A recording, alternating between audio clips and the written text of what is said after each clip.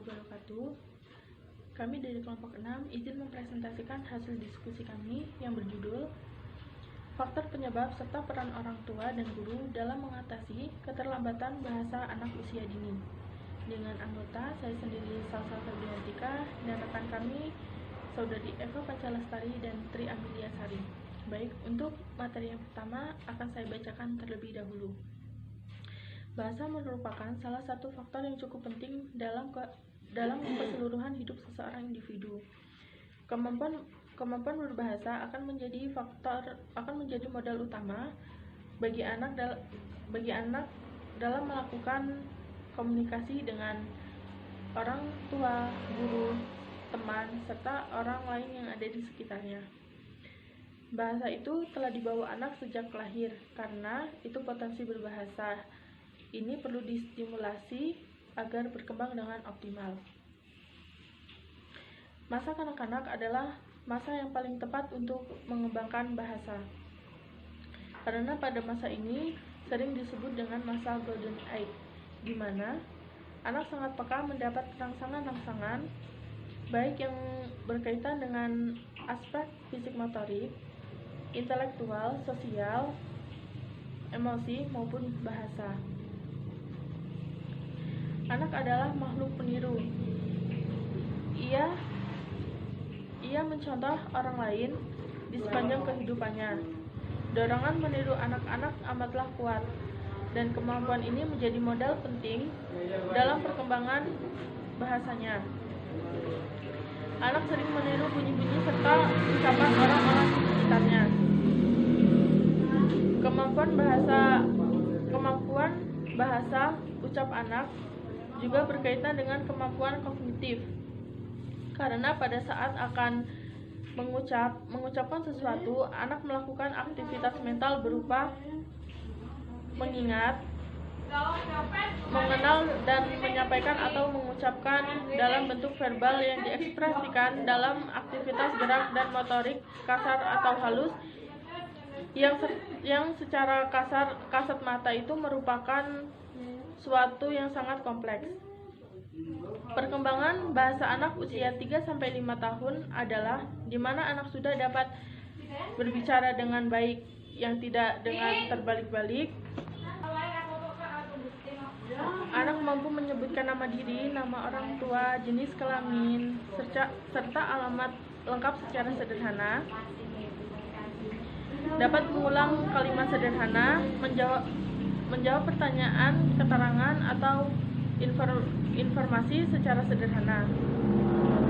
Pada usia ini, anak mulai senang mendengarkan cerita sederhana dan mulai banyak bercakap-cakap, banyak bertanya seperti apa, mengapa, bagaimana, juga dapat mengenal tulisan secara sederhana. Kemampuan berbahasa anak juga akan terus berkembang sejalan dengan intensitas anak pada teman sebayanya. Baik, untuk materi selanjutnya akan dibacakan oleh rekan kami, yaitu Eva Pancalestari. Kepada Eva Pancalestari kami persilahkan. Kemudian selanjutnya mengenai masalah perkembangan dan pertumbuhan bahasa pada anak usia dini. Kemampuan bahasa memanglah merupakan salah satu aspek yang penting yang harus dikuasai oleh anak. Tetapi tidak semua anak mampu menguasai kemampuan ini. Keterlambatan berbicara pada anak usia dini bisa disebabkan oleh beberapa faktor, antara lain: yang pertama, mengalami hambatan pendengaran. Bila anak mengalami kesulitan dalam pendengaran, secara otomatis anak akan kesulitan memahami, menggunakan bahasa, dan kesulitan meniru bahasa orang lain. Kemudian yang kedua, mengalami hambatan perkembangan otak. Adanya gangguan pada oral motorik di otak mengakibatkan ketidakefektifan hubungan di daerah otak yang berperan untuk berbicara. Kemudian yang ketiga, ada intelijensi. Perkembangan bahasa anak dapat dilihat dari tingkat intelijensinya. Jika tingkat intelijensinya normal, maka anak akan berkembang bahasanya dengan cepat. Kemudian yang keempat, ada jenis kelamin.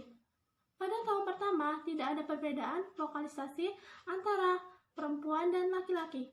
Tetapi pada usia 2 tahun, anak perempuan menunjukkan perkembangan yang lebih cepat dari aspek bahasa daripada anak laki-laki. Kemudian yang kelima, ada masalah keturunan. Keterlambatan bicara juga bisa dipengaruhi oleh faktor keturunan. Meski belum ada penelitian yang bisa membuktikan kebenarannya, namun biasanya anak yang mengalami keterlambatan dalam bicara ternyata memiliki riwayat keluarga yang mengalami gangguan yang sama. Selanjutnya yang keenam, hubungan keluarga. Hubungan yang sehat antara orang tua dengan anak dapat memfasilitasi perkembangan bahasa anak. Begitupun sebaliknya, hubungan yang tidak sehat bisa menyebabkan perkembangan bahasa anak cenderung akan mengalami stagnasi atau kelainan, seperti gagap dalam berbicara, tidak jelas dalam mengungkapkan kata-kata, merasa takut untuk mengungkapkan pendapat, dan berkata yang kasar atau tidak sopan. Kemudian selanjutnya yang ketujuh, ada minimnya komunikasi. Interaksi komunikasi antara orang tua dan anak bisa menstimulasi anak untuk memperbanyak kosakata. Dan jika minimnya komunikasi atau interaksi antara orang tua dan anak, maka anak akan mengalami minimnya kosakata atau bahasa. Kemudian terakhir yang kedelapan, ada faktor televisi dan smartphone. Anak yang sering menonton televisi dan menggunakan smartphone akan menjadi anak yang pendengar pasif. Anak hanya akan menerima tanpa harus mencerna, memproses informasi yang masuk. Menonton televisi atau smartphone juga bisa membuat anak menjadi traumatis karena menyaksikan seperti tayangan-tayangan yang berisi adegan kekerasan, perkelahian, dan seksual. Di sini saya akan menjelaskan tentang peran orang tua dan guru dalam mengatasi anak yang memiliki keterbatasan dalam berbahasa. Pertama, konsultasikanlah anak ke dokter atau psikolog tentang tumbuh kembang anak. Yang kedua, berikanlah anak kesempatan untuk bermain dan berinteraksi dengan teman-teman seusianya. Karena dengan banyak bermain dan berinteraksi, anak akan mendapatkan banyak kosakata baru yang sebelumnya dia tidak tahu dengan teman-teman seusianya.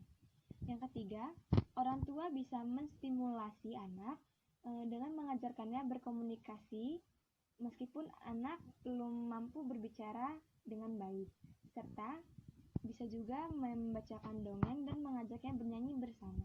Orang tua juga bisa mengajarkan kata kepada anak dengan pengucapan kata yang benar. Yang keempat, penanganan bagi gangguan berbahasa khusus atau keterlambatan berbicara pada anak di usia dini dengan berbagai kompleksitas gejala menuntun guru untuk mengetahui berbagai macam gangguan dalam perkembangan anak usia dini. Salah satunya gangguan berbahasa. Agar pencegahan dini dapat dilakukan, guru mengurangi dampak yang lebih buruk. Yang kelima, dalam memberikan strategi penanganan bagi gangguan berbahasa khusus, diharapkan guru memiliki skill khusus yang bermanfaat baginya dalam menangani berbagai bentuk gangguan dalam perkembangan yang mungkin dialami peserta didik. Baiklah, begitu penjelasan kami tentang faktor penyebab serta peran orang tua dan guru dalam mengatasi keterlambatan bahasa anak usia dini. Lebih dan kurangnya kami mohon maaf. Saya mewakilkan teman-teman saya mengucapkan wassalamualaikum warahmatullahi wabarakatuh.